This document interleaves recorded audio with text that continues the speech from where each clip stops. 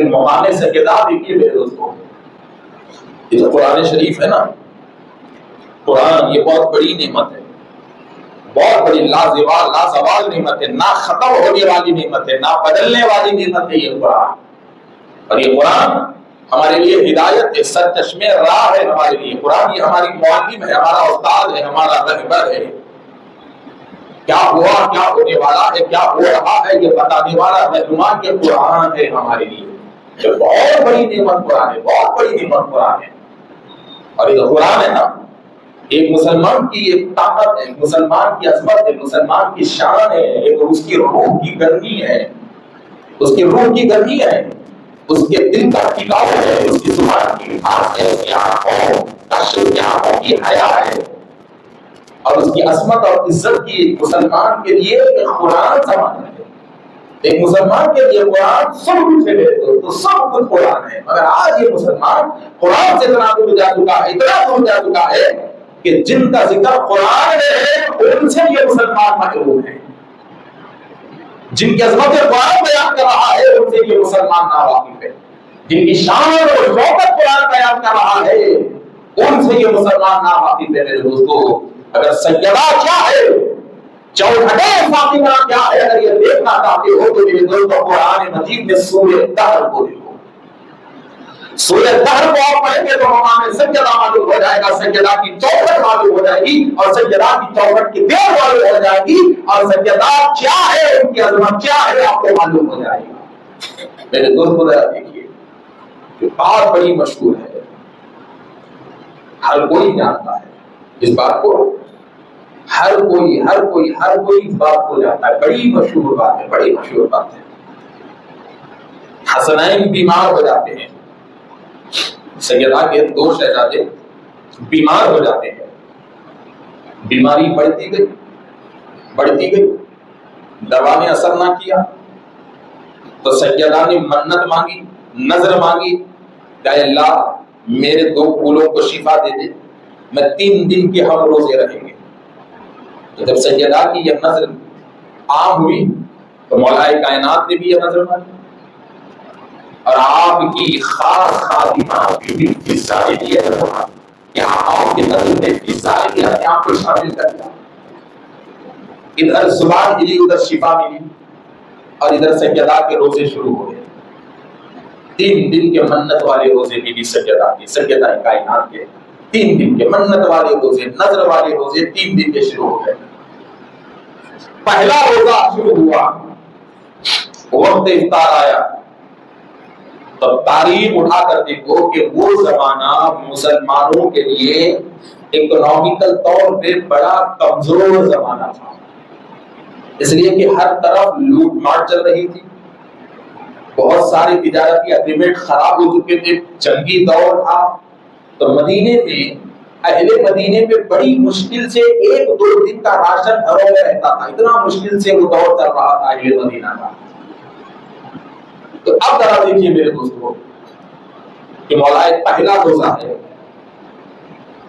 گھر میں صرف اور صرف وقتی طور پہ آٹا رکھا ہوا ہے، افطار کا وقت آئے تو آج ہماری حالت کیسی ہے معلوم ہے؟ سحری کب کرا نہیں معلوم ہوتا، افطار کب کرا نہیں معلوم ہوتا۔ سحری اور افطار میں کسی قسم کا ہمارے پاس یاد نہیں، آپ بولے کہ کیسا نہیں ہے تو بولے کہ الحمدللہ سحری میں اتنا کھا لیے کہ 5 بجے تک بھوک ہی نہیں لگی۔ اب افطار آ رہے آپ تو میووں کی ایسی لائن کہ اب دعوت میں جا کے اگر کھانا ہے تو یاد نہیں ہے پیٹ میں۔ مگر ان کا افطار کیسا تھا ذرا دیکھیے سیدہ کا، کہ وقت افطار آیا، سیدہ نے چولہا سلگایا اور روٹیوں کو ڈالا، روٹیوں کو ڈال کر دفتر بچھایا گیا، اور سیدہ کائنات روزہ کھولنے کے لیے اپنی پوری فیملی، حسنین، حسن، حسین، مولا علی، بی بی سیدہ اور خادمہ فضہ کو ساتھ میں لے کر بیٹھ گئی۔ روٹی کو ہاتھ لگایا تو چوکھٹ سے آواز آئی کہ اے خانواد مصطفیٰ، اے اہل بیت مصطفیٰ، میں مسکین ہوں، غریب ہوں، بھوکا ہوں، پیاسا ہوں، کھانے کی طلب لے کے تمہاری چوکھٹ میں آیا ہوں، بھوکے کی بھوک کو مٹا دیجیے، بھوکے کی بھوک کو مٹا دیجیے تو آپ دیکھیے حضرات مرتب جب بھوکے کی بھوک مٹا دی گئی کیسے مٹتی ہے دیکھیے کہ صرف افطار کی حد تک سیدہ نے روٹیوں کو بنایا اور اس کے بعد آٹا میسر ہی نہیں ہے. تو باہر کی آواز سیدہ کے کان میں آئی, بڑے غور سے دیکھا تو اپنے حصے کی روٹی اٹھائی اور خادمہ کے ذریعے اس بھوکے کو پہنچا رہی ہے. تو مولا علی کہتے ہیں کہ فاطمہ کیا تم ہی خیرات کرو گی, میں نہیں کروں گا. تو مولا علی نے اپنے حصے کی روٹی دے دیا. جب مولا علی نے اپنے حصے کی روٹی دے دیا تو یہ دو بچے حسنین اپنے حصے کی روٹی بھی دے دیتے ہیں.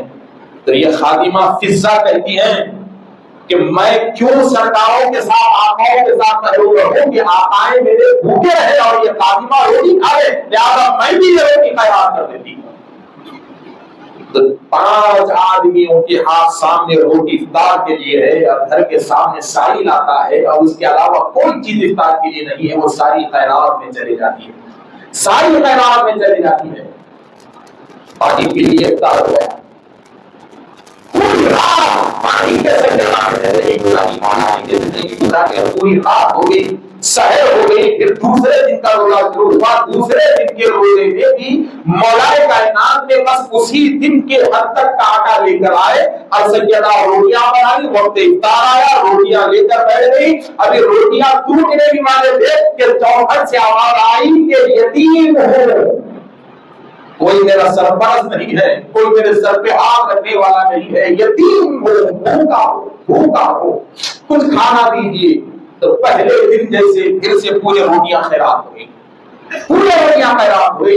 یتیم کی گود میں روٹیاں چلی گئی اور ادھر اہل بیت کا خاندان رات بھر بھوکا سو گیا. تیسرا دن کا منت کا روزہ, تیسرے دن کے نذر کا روزہ, آخری روزہ شروع ہوا. تیسرے دن بھی ایک وقت آٹا لایا گیا, سیدہ نے روٹیوں کو تیار کیا. تیسرے دن روٹیوں افطار کے لیے بیٹھی تو پھر تیسری آواز آتی ہے, کیا آتی ہے کہ خیدی ہو. اور اس زمانے میں خیدیوں کو اسی طریقے سے پالا جاتا تھا. کہا کہ خیدی ہو, کچھ دیجیے. تو سیدہ نے پھر سے پورے دستر کو لپیٹ دیا, اس خیدی کو دے دیا. ٹھیک ہے, بات یہاں تک سمجھ میں آ گئی کہ 3 دن سیدہ کائنات نے خیرات کیا. مگر یاد رکھو میرے دوستو, سیدہ کی زندگی ہے کیا اب آپ کو اللہ بتا رہا ہے.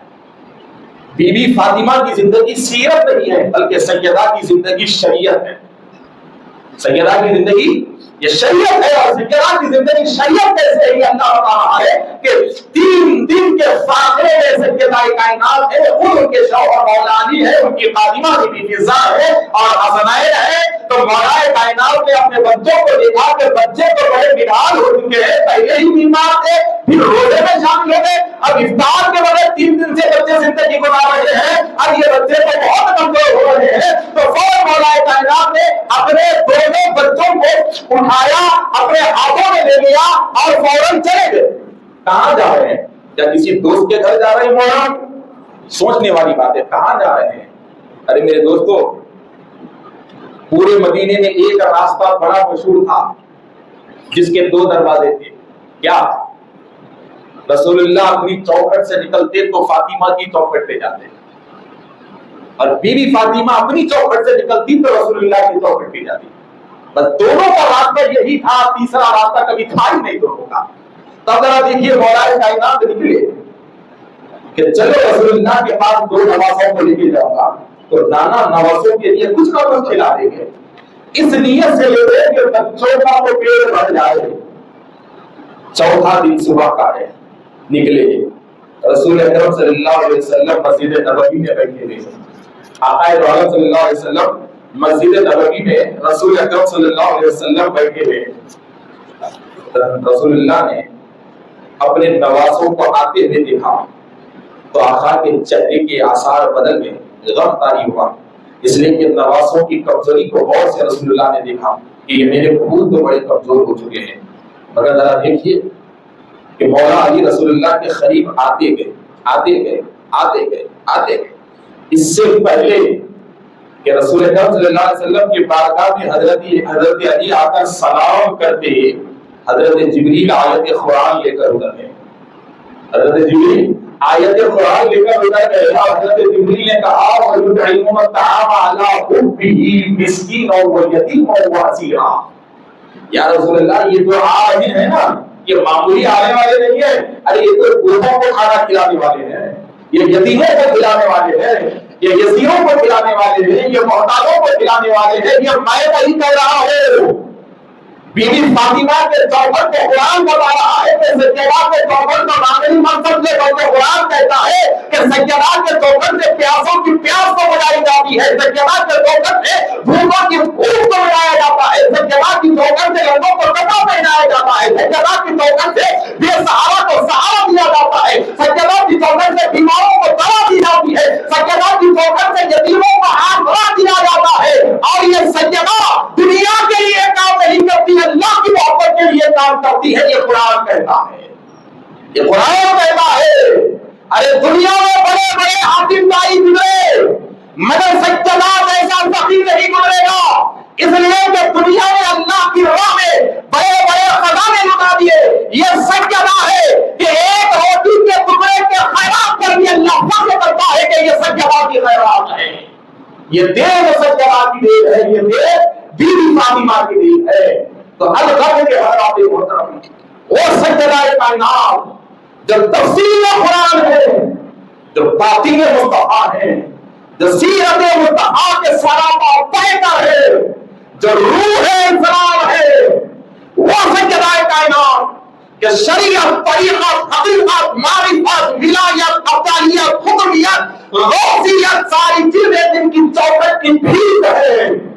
ایسی سجدہ کائنات کہ اللہ اکبر کہ جنہوں نے اپنی پوری زندگی اسلام کے خاطر، دین کے خاطر مصیبتوں میں گزارا ہے، مصیبتوں میں گزارا ہے. تو میرے دوستوں تو آپ حضرات بھی ان کے پیدائش کے دن کو خالی جانے مت دیجیے کہ اپنے گھر میں کم سے کم ہر گھر میں اپنے گھر کی عورتوں کے ساتھ سجدہ کائنات کی پیدائش کے دن 20 تاریخ کو چاند کی ایک چھوٹی موٹی محفل رکھیے یا عیسیٰ کے ثواب کی محفل رکھیے اور اپنے گھر کو فیضان سجدہ سے مستفیض بنا دیجیے.